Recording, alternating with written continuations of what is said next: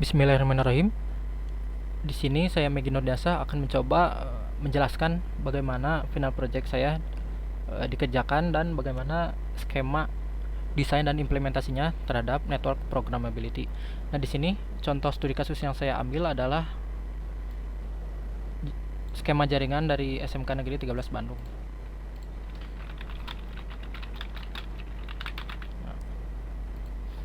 Di SMK ini atau pada skema networking ini memerlukan setidaknya 3 jaringan ya, atau 3 subnet atau 3 ruangan yang akan dipakai dan diimplementasikan. Yang pertama adalah ruang praktikum. Nah, di sini saya juga menggunakan VLSM. Nah, VLSM ini untuk base IP-nya berasal dari 192.168.1.0/24 yang memiliki 255 IP ya. Nah, kemudian dipecah menggunakan VLSM menjadi 192.168.1.0/25 yang memiliki 128 IP. Ya, kemudian yang 128 ini akan dibagi menjadi 3 bagian lagi, 3 kelas.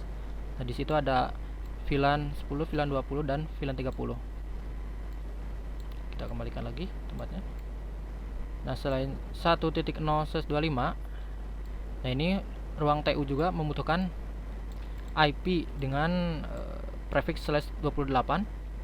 Kemudian ada ruang administrasi server, dibutuhkan sekitar dengan prefix /29 atau IP addressnya sekitar 6 atau 8 maksimal. Kemudian sebentar, saya kembalikan dulu. Nah, di sini karena saya tadi telah mengatakan bahwa di sini akan mengimplementasikan VLAN juga. Nah, di sini VLAN ini dikonfigurasikan pada ruang praktikum. Nah, di sini ruang praktikum dibagi menjadi 3, yaitu VLAN 10, 20 dan 30. Nah, VLAN 10 ini bisa dipakai untuk ruangan TKJ, yang VLAN 20 RPL, dan yang 30 bisa multimedia atau kelas lainnya. Kemudian untuk konfigurasinya, sebagai bukti saya telah mengkonfigurasinya, ada di VLAN database bahwa ini VLAN nomor 10 untuk TKJ, VLAN 20 RPL, VLAN 30 multimedia, dan telah mengimplementasikan interVLAN. Nah, di sini buktinya bahwa ada pada gigabit Ethernet 0/0/1.10.20.30. Nah, ini kan merepresentasikan bahwa sudah ada sub interface, dan ini melambangkan bahwa untuk IP gateway untuk VLAN 10, 20 dan 30, sehingga nanti bisa saling berhubungan gitu atau saling koneksi. Kemudian di skema jaringan skala kecil ini juga mengimplementasikan routing OSPF. Nah, di sini sebenarnya sudah bisa terlihat ya, di sini ada OSPF agency. Tapi lebih baik kita show IP route OSPF. Nah, di sini ada 5 jaringan yang terhubung dan dikenali menggunakan routing OSPF. Nah, kemudian daripada panjang lebar dan ingin menghemat waktu ya, supaya tidak terlalu lama, kita langsung cek saja konektivitas dari ujung jaringan ke ujung yang lain. Nah, dari ruang TU ke ruang administrasi server sudah bisa, dari ruang praktikum ke ruang TU juga bisa. Nah, ini mengartikan bahwa konfigurasi VLSM, VLAN dan OSPF routing dinamis sudah terimplementasi dengan baik.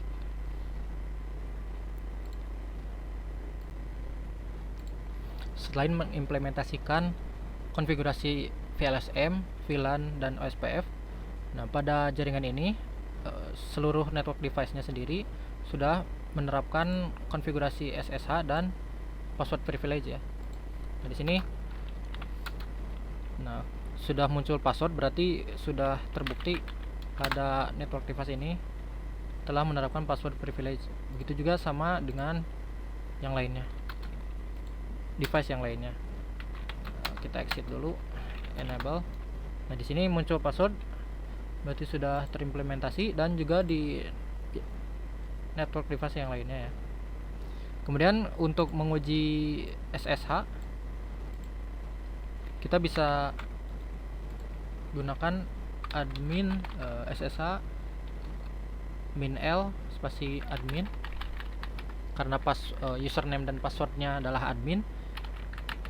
Di sini username-nya admin, kemudian masuk ke IP dari routernya 192.168.1.1.145. Nah, di sini passwordnya adalah admin. Nah, di sini kita sudah masuk ke router server karena lewat SSH ya, lewat channel SSH. Nah, kemudian bagaimana mengimplementasikan si network controller? Nah, kita bisa ke web browser, dan sebelumnya sebenarnya ada setting dulu di preference, miscellaneous, dan enable external access for network controller REST API. Nah, nanti ini akan digunakan supaya Cisco Packet Tracer konfigurasinya bisa terbaca oleh browser. Kemudian di PT controllernya juga di real world controller, kemudian checklist access enable-nya. Nah, kembali lagi ke sini, kita coba login.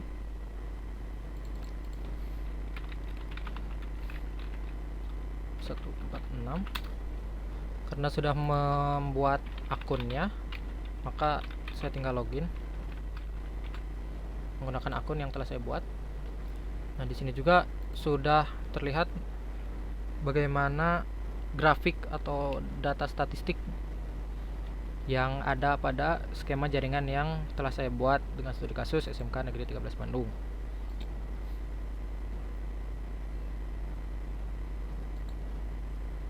Nah, di sini saya telah mengkonfigurasi kredensial. Kredensial ini nanti dimasukkan username, kemudian SSH dan passwordnya ya, SSH password di sini. Kemudian nanti akan digunakan di discovery. Nah, ini admin SMK Negeri 13 Bandung. Nah, ini berfungsi untuk mendiscovery network device yang ada pada skema jaringan. Nah, di sini ada 5. Kemudian di dashboard yang lain ada host yang bisa di ping. Nah, ini ping succeed ada 7 ya semua. Jadi semua host sudah bisa terhubung dan saling berkomunikasi.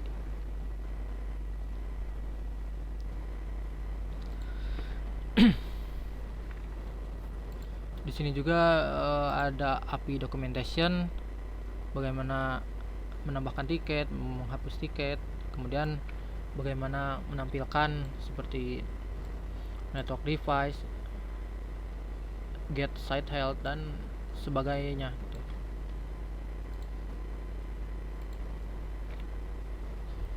Nah, untuk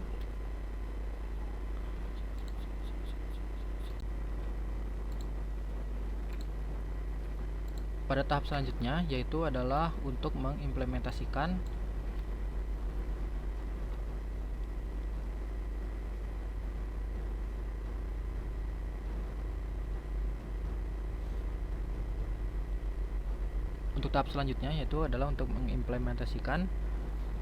semua konfigurasi ini ke software VS Code atau dikodekan itu. Nah, kode pemrograman yang akan digunakan adalah Python.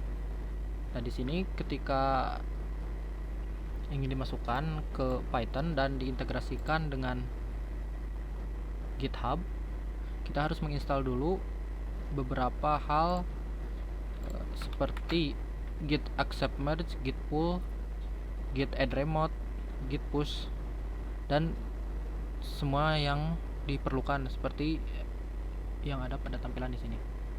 Git fetch, dan exit merge jika dibutuhkan, maka tinggal dicari saja dengan menggunakan perintah Ctrl Shift P lalu ketik git.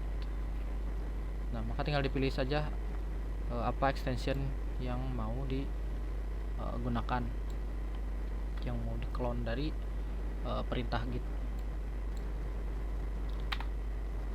Nah, ketika sudah diinstal, maka ketika kita membuat kode seperti ini,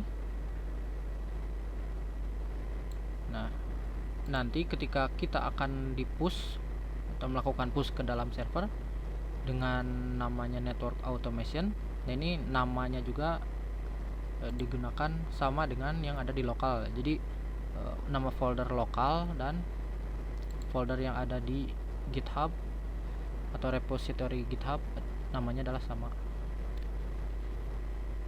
Kemudian setelah memiliki repository atau folder yang sama, maka ketika telah menggunakan semua kodenya yang dibutuhkan, nah di sini saya menggunakan kode dari API untuk mendapatkan tiket, ini add ticket. Kemudian ada network device,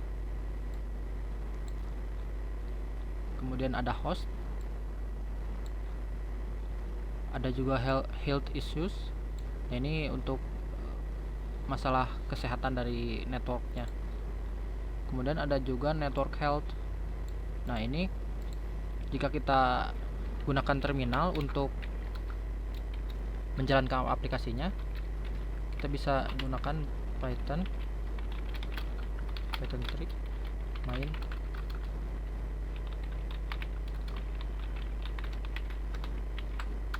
Nah, ini akan menjalankan seluruh isi program ya. Nah, misalnya di sini kita akan memilih menu network devices list 1. Nah, ini juga pada kode yang network device list juga akan mengirimkan hasilnya ke WebEx. Nah, akan seperti ini hasilnya. Sudah terintegrasi. Jadi ketika program itu dijalankan, maka akan mengirim hasil atau message-nya ke WebEx, yaitu dengan room yang telah saya buat. API WebEx sendiri bisa ditemukan di WebEx developer. Nah, ini developer WebEx. Nah, di sini kita bisa mengeksplor bagaimana integrasi kode kita dan WebEx API. Seperti itu.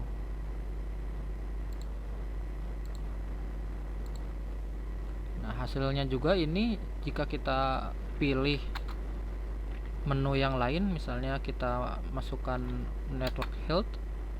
Nah, di sini kesehatan dari networknya sendiri 100% ya. Nah, ini sama dengan apa yang direpresentasikan dari network controller, karena ya memang sumbernya memang sama dari Cisco Packet Tracer ini, dari skema ini. Maka bisa disimpulkan dari Visual Studio Code yang ada dari repository lokal dan GitHub ini sudah terintegrasi dengan WebEx. Nah, ini ada juga software versionnya di sini. Nah, saya telah melakukan beberapa kali push ke GitHub dan dengan berbagai macam detailnya. Nah, di sini saya juga bisa kembali ke kode sebelumnya ya. Nah, maka tinggal diklik saja nanti kodenya. Nah, ini misalnya REST API WebEx.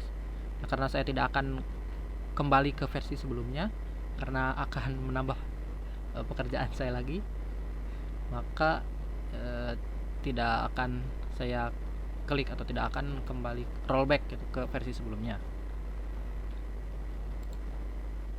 Mungkin cukup sekian video dari saya mengenai presentasi final project.